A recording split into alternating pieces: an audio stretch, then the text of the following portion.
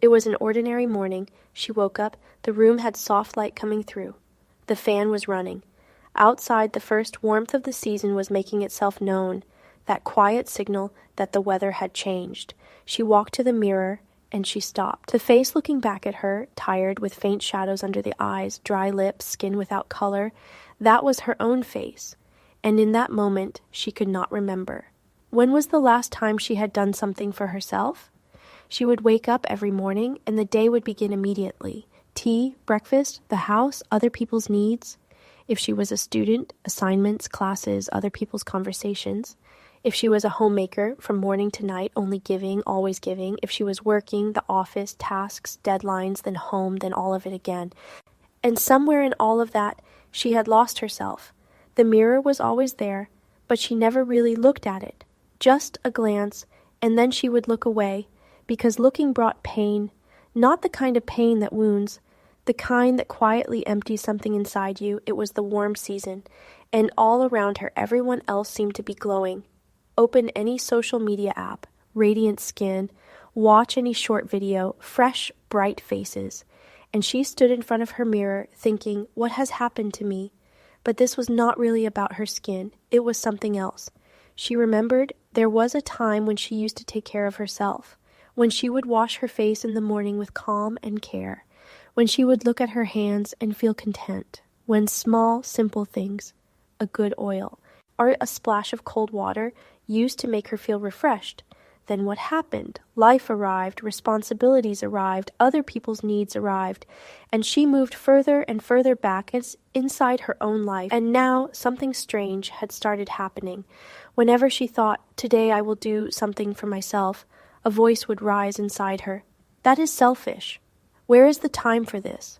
Finish this first, then that, then we will see. And she would stop. She would put it off until tomorrow. And tomorrow never came. How many of you recognize that voice? The voice that says, think of everyone else first, yourself later. It was one night. The heat was heavy. The power was out. She sat alone in her room, and she looked at her hands, dry skin, cracked edges at the fingertips, nails that had not been cleaned in weeks. May these hands, the same hands she used every day to take care of others, to make tea, to do work, to keep the household running, these very hands, and she had never once taken care of them. That night she cried. Not because her skin was damaged, not because her hands were in poor condition. She cried because she understood how far she had drifted from herself. So far that looking at her own face caused pain, so far that taking even a moment for herself felt like a luxury, so far that when someone asked her that night, "Are you all right?" she simply said yes, because she did not know how to say, "No, I am not all right. I have fallen apart inside myself." It was the warm season. Outside everyone seemed to shine, and she had grown so dark inside that she could no longer see her own light. That night, she sat still. And then, for no reason she could name, she picked up her phone. And a verse came before her eyes. God says, "Wala tufsidu fi al-ard." Do not cause corruption in the earth. But that night, she read this verse differently. A scholar had once said, corruption does not only happen outwardly, corruption also happens within. When we do not honor our body, our soul, our own self, that too is a form of corruption. And then she remembered the prophet, peace be upon him, had said, indeed, your body has a right over you. Your body has a right over you. This body is given by God. These hands made by God, this face in which God placed light. Taking care of them is an act of worship. Neglecting them is a failure of trust. And she paused, because she had never thought about it this way before, that taking care of yourself is not selfish. That making time for yourself is not wrong. That giving a little love to your skin, your hands, your small daily moments does not go against faith. It is part of faith. That night, she got up and went to the bathroom. She turned on the tap, cold water, and she washed her face, slowly, with care, the way she used to. And that cold water brought one thing back to her, that she was still here, that she had not disappeared. She had only drifted away from herself for a little while. The next day, she did one thing, just one. She took a cucumber, pressed out its juice, mixed in a little rose water, let it cool in the fridge, and in the morning, when she woke up, she applied this cold toner to her face, and in that one small moment, in that cool, fresh sensation, something shifted. Nothing dramatic, no miracle, and just a feeling that says that today I did something for myself, and that feeling was very small, very quiet, but it was there, and it was enough. Slowly, she began making small changes, things that once felt like, there is no time for this, things that once felt selfish, things she had kept postponing.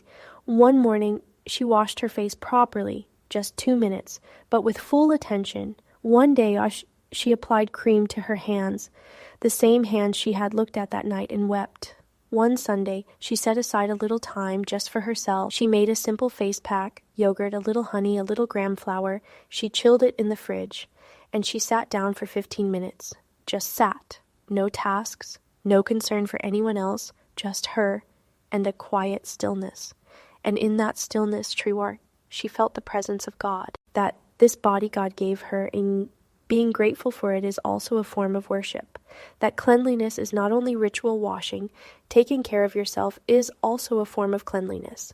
That a Muslim woman who keeps herself clean, who takes care of herself, who honors her body, she does not only appear well, she fulfills her responsibility toward what God has entrusted to her. It was the warm season, and now, when she stepped outside, there was a small preparation beforehand. Before putting on her hijab, a light mist of rose water on her inner cap, that fragrance, which kept her feeling fresh throughout the day. Before going out, an ice cube wrapped in cloth pressed gently against her neck and ears, that coolness which reset the entire day in just 2 minutes. The heat caused discomfort, and she learned, do not apply ice directly to the skin, wrap it in cloth first. The discomfort eases, the body stays cooler from within.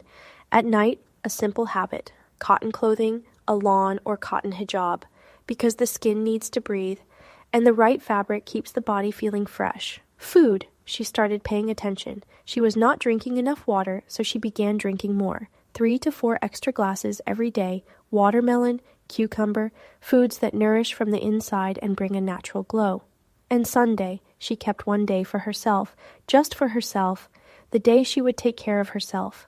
Small things that build a person steadily over time, and slowly she walked back to the mirror. This time, she did not stop. This time, she looked fully, and for the first time, a quiet smile came. Because this face was made by God, and what God makes is never without worth. And now I want to speak to you directly, you who are listening to this. When was the last time you did something for yourself, just for you? No responsibility, no concern for others, just you, and one small act of care for yourself. Think about it. When was it?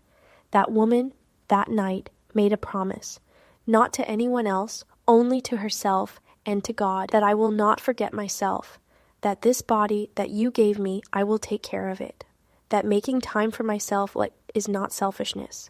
It is honoring what you have entrusted to me. It is the warm season. And this time, she will not only shine on the outside, she will shine from within. Because when a woman learns to care for herself with love, her light becomes something no season can touch.